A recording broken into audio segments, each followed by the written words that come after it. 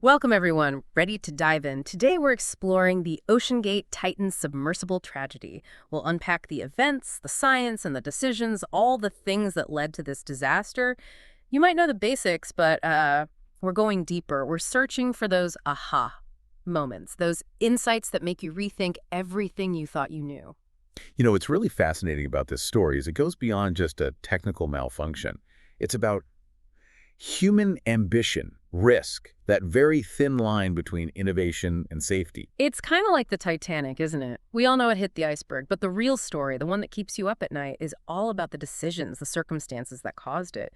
And OceanGate, the company behind the Titan, they had this grand vision. They wanted to be the SpaceX of the ocean depths. They wanted to make deep sea exploration accessible to, well, everyone. But their approach, particularly to safety, it was unconventional, to say the least. Think of it this way. You wouldn't fly in a plane built with a move fast and break things mentality, would you? There's a reason the aviation industry is so tightly regulated. Lives are on the line. But deep-sea exploration, especially with privately owned submersibles, it was a whole different ballgame. It was like the Wild West down there. OceanGate, they saw that as an opportunity. They wanted to disrupt the industry, make it more affordable, cut through what they saw as unnecessary red tape. But as we'll see, these cost-cutting measures, their philosophy on safety, it all had devastating consequences. It's almost eerie, the parallels between the Titan and the original Titanic. Both involve these avoidable errors, warnings that went unheeded, and just this sense of overconfidence. It makes you wonder, have we learned nothing from history? Right, it really does. And to understand the Titan situation fully, we need to start with the basics. How is it different from a regular submarine? Okay, imagine a submarine as this self-sufficient underwater vehicle. It travels independently, launches from a port, explores vast distances. Now, a bathyscaphe is more like a specialized diving bell. Needs a support ship to move it, help with navigation, communication. It's tethered, completely dependent on that surface lifeline. The Titan, it fell into this second category, not truly independent. Which makes their unique approach even more, well, questionable. I mean, they steered this thing with a Logitech game controller, like the one I have at home. It sounds crazy. It does, doesn't it? That's the And that's not all. Reports indicate the Titan lacked those basic safety features you'd expect. Fire-rated materials, proper seats, even seatbelts.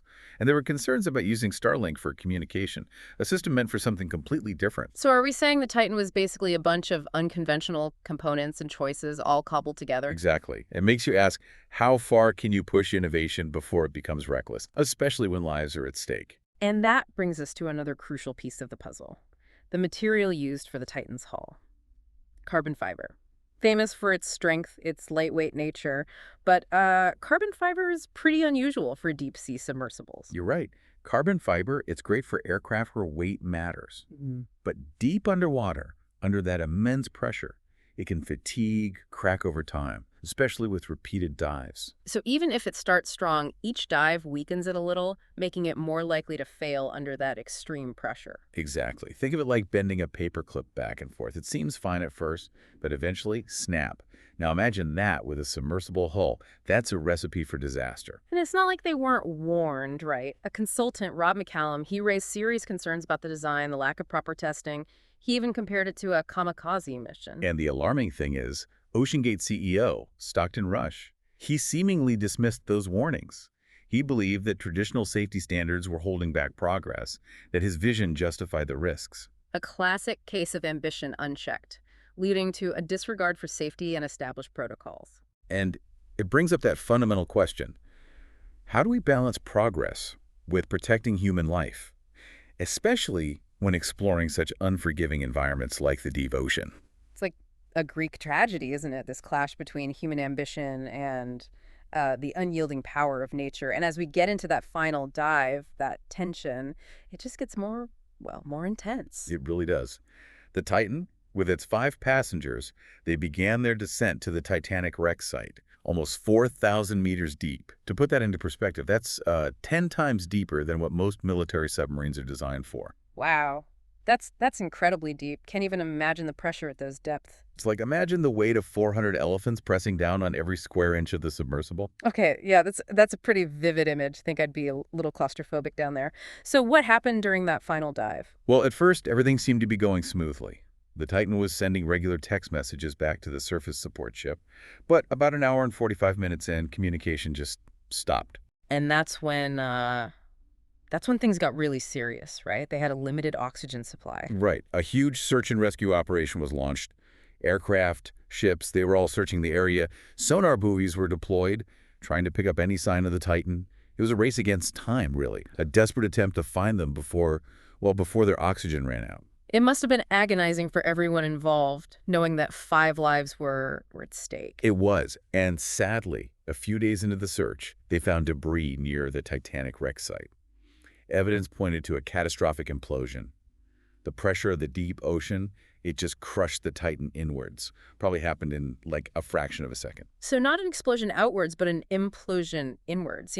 I've seen those videos, a water bottle getting crushed in a hydraulic press instantly. Is that a good comparison? It's a very accurate analogy, actually. That's essentially what happened to the Titan, just on a much larger scale. It's hard to grasp the sheer force involved. Think about the power it takes to crush a structure like that. And the crew, they likely wouldn't have even known what was happening. The implosion, it would have been so fast, so powerful, that it would have occurred before their brains could even process it. So it's tragic, of course, but there's a small comfort in knowing that they probably didn't suffer. Yes, in that sense, it was a quick end. But let's go back to the implosion itself and what might have caused it. We know the pressure played a role, but what specifically failed? Could it have been the carbon fiber hull, like some experts believe? Yeah, that seems likely, right? Given what we talked about with carbon fiber, how it can fatigue and crack under pressure. Definitely a strong possibility. Remember, each resurfacing could have created tiny cracks in the hull, weakening it over time. Like the paperclip, right, bending it back and forth until it breaks. But could there have been other weak points? Other things that could have failed? Oh, absolutely. Investigators are still piecing together the evidence, but there are some other areas they're looking at.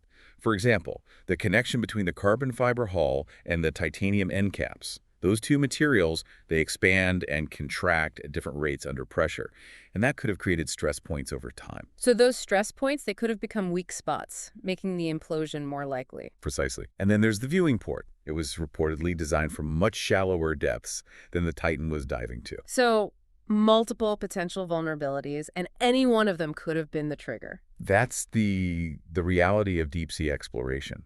The margin for error is incredibly small, and even small flaws can have catastrophic consequences. Bringing us back to OceanGate's approach to safety, it seems like their desire to innovate, to be disruptive, it came at the expense of rigorous testing, of established safety protocols. It did. It really raises those crucial questions about where we draw the line.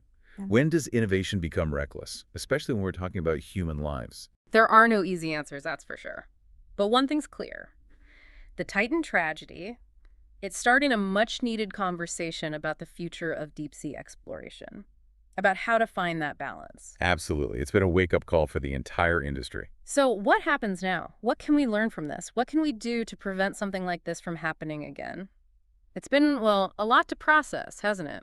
We've talked about the technical side, the human errors, the sheer power of the ocean, but we need to step back for a minute, look at the bigger picture. What does the Titan tragedy mean, beyond this one event? What can we learn from it? That's really the key question. I think the Titan, it reminds us that we need to be humble, especially when we're dealing with nature. The ocean, it's unforgiving, and we explore it at our own risk. It's like we can have all this technology, but we're still pretty small, compared to the vastness of the... Exactly. We talk about conquering nature, pushing boundaries, but the Titan shows us that we need to respect it, be cautious, especially in these extreme environments. Makes me think of those old explorers sailing into the unknown. They were brave, but they also knew the risks. Right. And that brings us to another lesson from the Titan. The balance between innovation and risk. Progress is important, but not at the cost of human life. We need strong safety rules, regulations that keep up with new technologies, whether it's deep-sea tourism or space travel. Finding that sweet spot, right, where we can encourage exploration, push the limits, but still be safe. And it's not just about rules, is it? It seems like OceanGate, they had blinders on, they didn't listen to the experts. That's a great point. When you're passionate about something, it's easy to get tunnel vision. You miss problems, ignore warnings. That's why it's so important to have open discussions Yeah. where people can speak up, share their concerns, and be taken seriously. And sometimes the people closest to a project, they can't see the flaws. You need those outside voices. Exactly. And this applies to so many fields, not just deep-sea exploration. Think about engineering, medicine, finance, anywhere where the stakes are high, and mistakes can be devastating. So, the Titan, it's a reminder that we need to be humble. We need to listen and Right. learn from our mistakes. Yes, every disaster, as painful as it is, it's a chance to grow, to improve. We owe it to the victims and to future explorers to make sure something good comes out of this. To make sure it wasn't all for nothing. Mhm. So, as we wrap up, what's the one thing you want our listeners to remember? I'd say the urge to explore, to see what's out there, it's part of being human. It drives us forward. But as we push those boundaries, whether it's the ocean, space, or even new technology, we have to do it with, well, with courage, but also with humility.